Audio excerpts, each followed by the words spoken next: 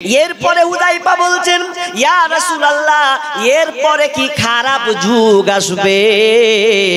আল্লাহ রাসূল বলছেন, হ্যাঁ হুযায়ফা রে,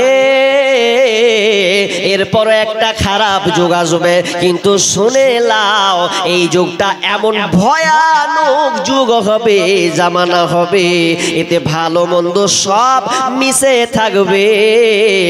এমনকি কিছু আলেম বের হবে, কিছু আলেম ওলামা বের হবে, কিছু নেতা বের হবে, তারা মানুষকে জাহান্নামের দিকে ডাকবে। আয় আয়, আর মানুষরা তাদের অনুসরণ করে যেমন ইমাম যেমন বক্তা জাহান্নামে যাবে, আর ওই শ্রোতারা দর্শকরা সবাই তারা জাহান্নামে যাবে। চিন্তা করে দেখো না, কবরে কি যাইবা না। চিন্তা করে দেখো না, কবরে কি যাইবা না।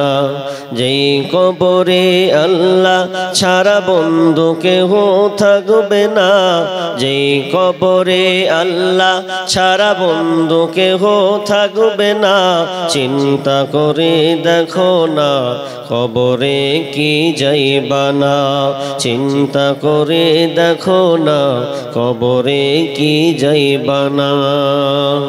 এই দুনিয়া সবই পর, কবর যে তোর আসল ঘর। এই দুনিয়া সবই পর, কবর তোমার আসল ঘর। কেমনে সে থাই থাকবে তুমি শুধুই মাটির বিছানা। কেমনে সে থাই থাকবে তুমি শুধুই মাটির বিছানা। চিন্তা করে দেখো না, কবরে কি যাইবা না। চিন্তা করে দেখো না, কবরে কি যাইবা না। এই দুনিয়া ছাড়িয়া কোথায় যাইবা ভাগিয়া।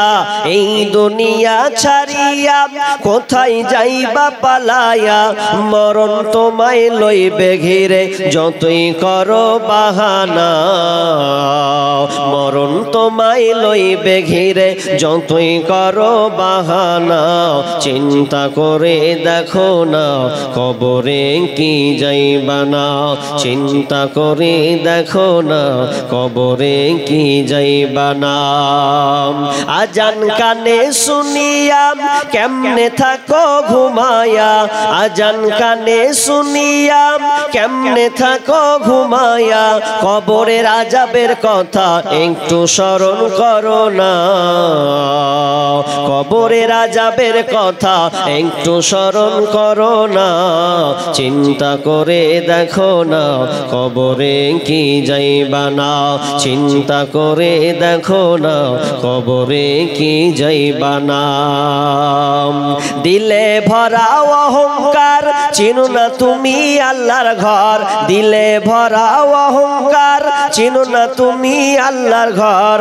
কদিন তুমি থাকবে পড়ে সবে তোমার ঠিকানা। চিন্তা করে দেখো না, কবরে কি যাইবা না। চিন্তা করে দেখো না, কবরে কি যাইবা না। যেই কবরে আল্লাহ ছাড়া বন্ধু কেহ থাকবে না। যেই কবরে আল্লাহ ছাড়া বন্ধু কেহ থাকবে না। চিন্তা করে দেখো না, কবরে কি যাইবা না। চিন্তা করে দেখো না, কবরে কি যাইবা না। আমরা সবাই জানি পৃথিবী একদিন ধ্বংস হবেই, এটা আমাদের কারো নাকচ করার আছে? আমরা সবাই বিশ্বাসী যে পৃথিবী একদিন গুটিয়ে নেওয়া হবে, ধ্বংস হবে সুনিশ্চিত। তবে তাহলে এই বিষয়ে আলোচনা করার কি প্রয়োজন আছে? প্রশ্ন তো থাকতে পারে, ঘটবে যখন এই আলোচনা করার কি প্রয়োজন?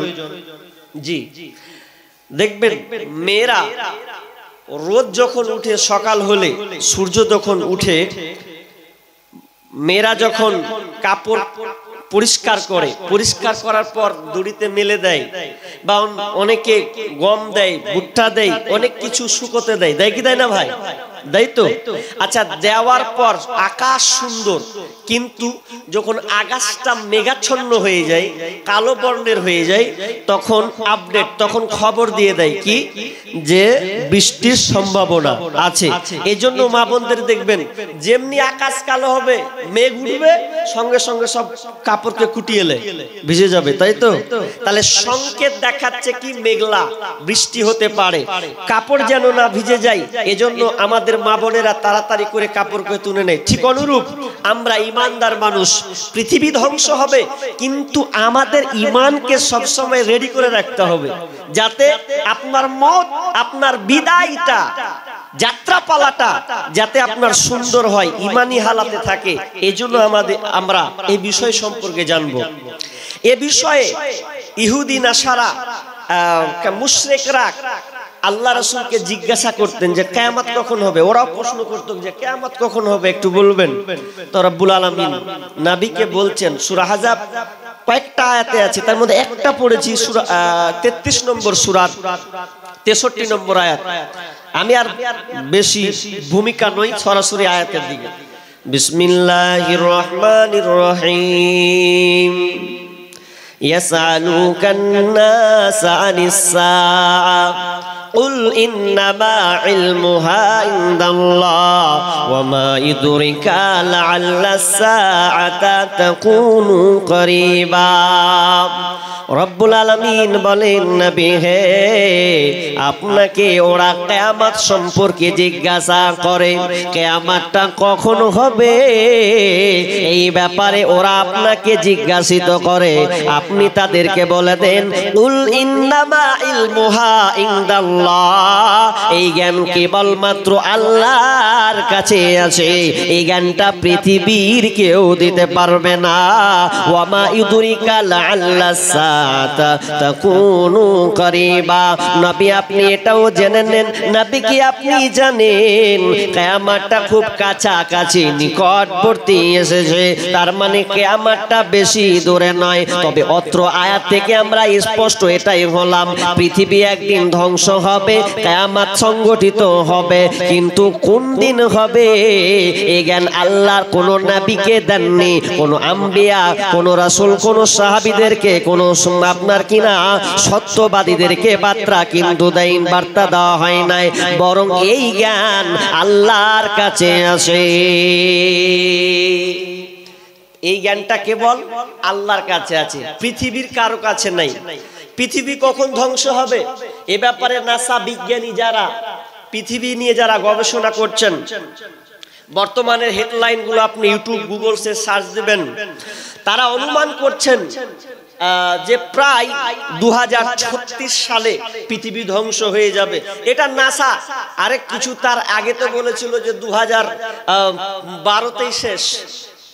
12 টপ করে তো কত ছেলে নাতি পোতা হয়ে গেল না জি।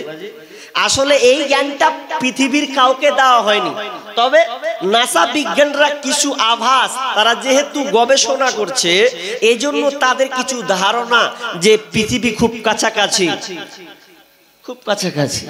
তাহলে পৃথিবী কখন ধ্বংস হবে, কি হবে পূর্বে? পৃথিবী যে ধ্বংস হবে নিদর্শন বিশ্বনবী কিন্তু বলে গেছেন। এই ব্যাপারে যদি বলা যায় তো অনেক ঘন্টার সময় নিতে হবে, কিন্তু কিয়ামতকে এই পৃথিবী আপনার কিনা ধ্বংস হবে এই নিদর্শনগুলো তিনি হাদিসে 2 ভাগে বিভক্ত করা আছে। একগুলো আছে ছোট ছোট আলামত, একগুলো আছে বড় বড় আলামত। যে ছোট আলামতগুলো আছে এগুলো কিন্তু আমি যেগুলো আপনাদের সামনে পেশ করব ওগুলো সব কিন্তু প্রবাহিতমান, চলমান হিসাবে চলছে।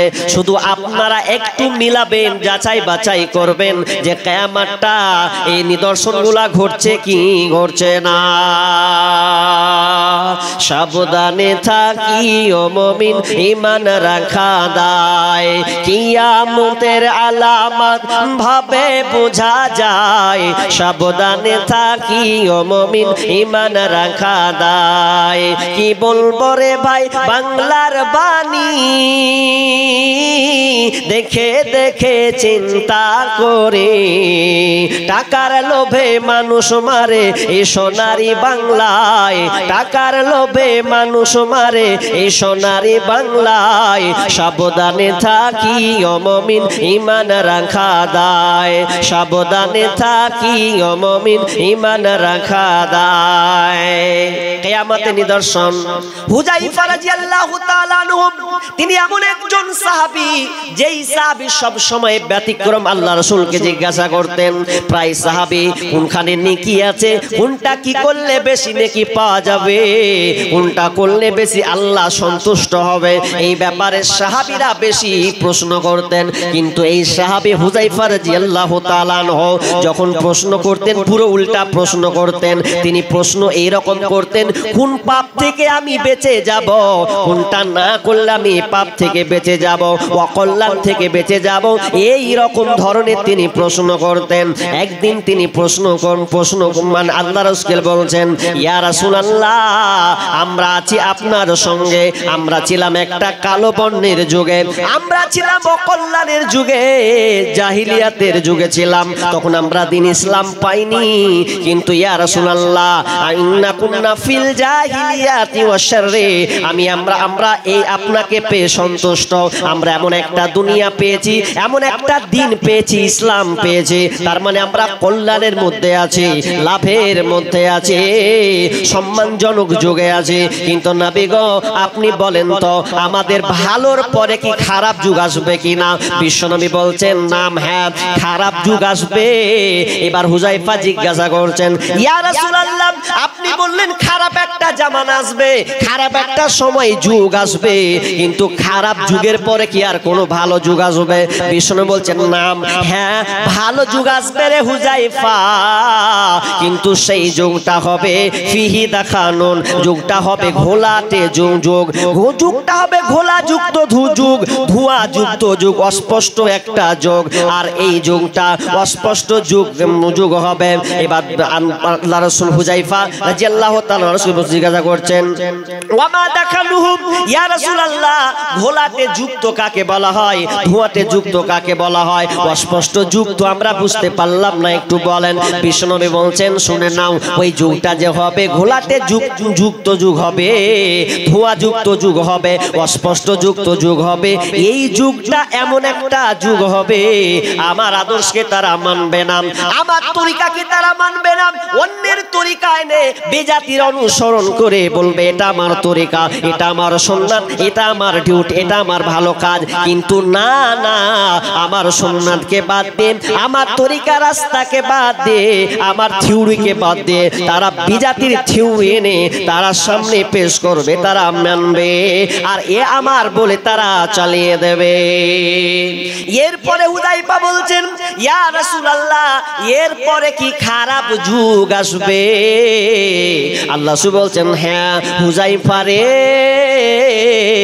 এরপরে একটা খারাপ যুগ আসবে, কিন্তু শুনে লাও, এই যুগটা এমন ভয়ানক যুগ হবে, জামানা হবে, এতে ভালো মন্দ সব মিশে থাকবে, এমনকি কিছু আলেম বের হবে, কিছু আলেম ওলামা বের হবে, কিছু নেতা বের হবে, তারা মানুষকে জাহান্নামের দিকে ডাকবে, আয় আয়, আর মানুষরা তাদের অনুসরণ করে যেমন ইমাম, যেমন বক্তা জাহান্নামে যাবে, আর ওই শ্রোতারা, দর্শকরা সবাই তারা জাহান্নামে যাবে।